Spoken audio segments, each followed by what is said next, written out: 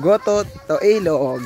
Tipong wala ka ng shampoo, wala ka pang sabon, kailangan yung Mga katimbang, lalangoy nga pala kami ngayong hapon sa ilog. Kasama namin si Mamoy. Kami maliligo ngayon sa ilog. Dahil malaki ang taib ngayon. Yan nga pala mga timbang ang poso dito. Ito yung nakaraang nakablog natin. Oo. Ito na lang. Yan na, nagkakamot na si Mamoy. Yan na mga timbang. Malapit na tayo sa ilog. Malapit na tayo. Doon tayo sa kabila maliligo. Yan, puro kapunuan dito mga timbang sa munting pakatan. Ito na, Moy. Oo.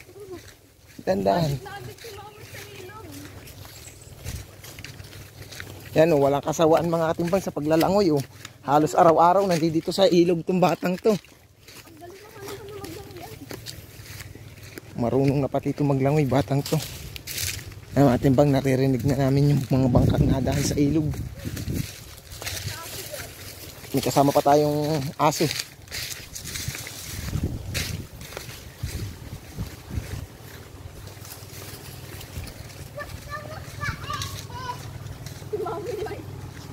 Ayan, takbo-takbo yung pamangkin ko mga katimbang.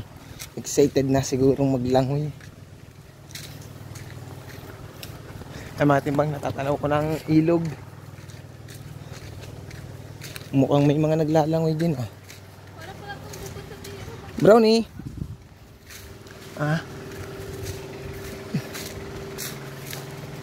Ayan mga katimbang, may bangka. Ay, mamaya, maligna ka lang. Marami sila lingwen? Ewan ko lang. Ha? Dito tayo sa kabilang langoy yan mga timbang dahil may taong naglalangoy dito sa kabila. Si Mamoy. Sa baba, malabo. Ha, pagod.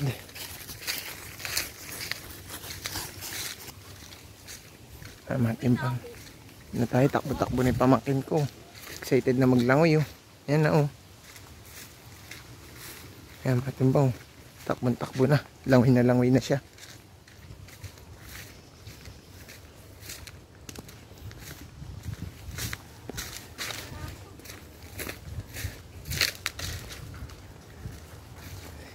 Jefren, ligo po.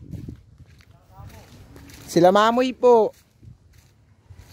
Ayan po si Mamoy oh. Ayan mga timbang oh. Ayan ang ilog.